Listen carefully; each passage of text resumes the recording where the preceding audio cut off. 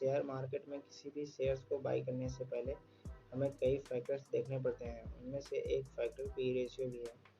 जब हम मार्केट में कोई सामान खरीदने जाते हैं तो हम उस सामान की उसकी एक्चुअल वैल्यू के मुताबिक ही पैसे देते हैं। जैसे कोई वस्तु 5 रुपए की है तो हम उस वस्तु के लिए 10 रुपए कभी नहीं देंगे।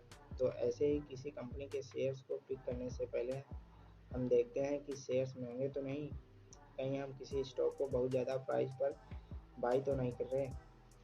अगर हम पी रेशियो को बिना देखे और समझे किसी भी कंपनी के शेयर्स को बाई करते हैं तो हम बहुत बड़ी गलती करते हैं, क्योंकि हर बड़ा इन्वेस्टर पी रेशियो को एक अच्छा शेयर्स पहचानने का फॉर्मूला मानता है।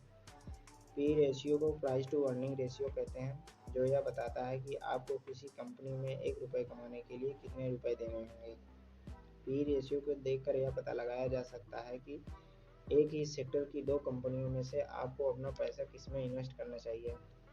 अगर किसी कंपनी का पी रेशियो 10 है तो इसका मतलब है कि आपको उस कंपनी से 1 रुपये कमाने के लिए 10 रुपये देने होंगे। चलिए हम इसे एक उदाहरण से समझते हैं। मान लेते हैं कि ए और बी नाम की एक ही सेक्टर की 2 कंपनी हैं। ए लिमिटेड कंपनी के शेयर का प्राइस है 1000 रुपये और उसकी अर्निंग है 100 रुपये।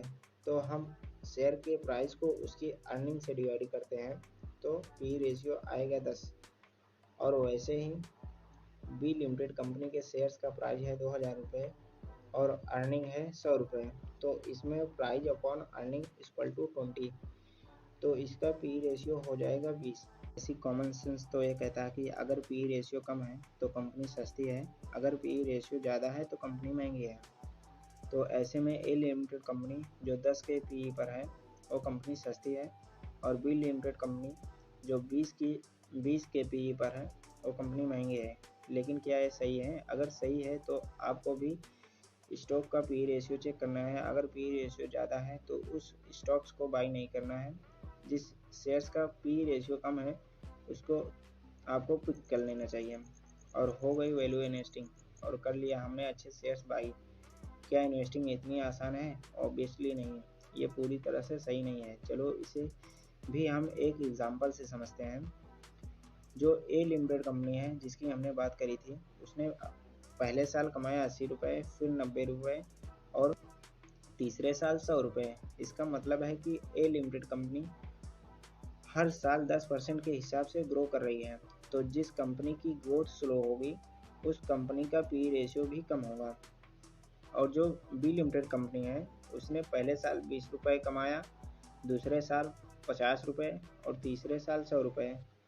बी लिमिटेड कंपनी अपना प्रॉफिट तेज़ी से बढ़ा रही है, जिस वजह से इसका हाई पी अगले वर्ष बहुत कम पी हो जाएगा। मान लो आपने किसी कंपनी के शेयर्स को 100 रुपये पर ख़रीदा है और उसने पहले साल 5 रुपये कमाया, तो इसका पी रेशियो निकालने के लिए P equal to current price of one share upon earning per share, तो इसका पी रेशियो 20 आएगा। नेक्स्ट ईयर उसने अपना प्रॉफिट बढ़ाकर 10 रुपये कर लिए, तब इसका पी हो जाएगा 10।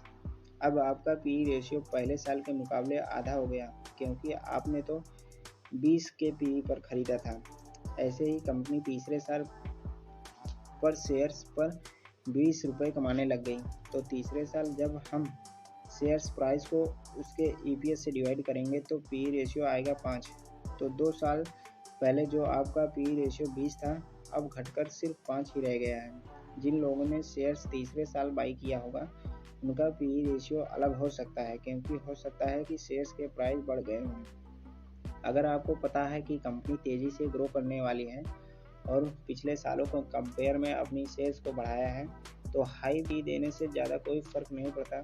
हाई ग्रोथ पोटेंशियल वाली कंपनियों में हाई पी इम्पोर्टेंट नहीं रखता।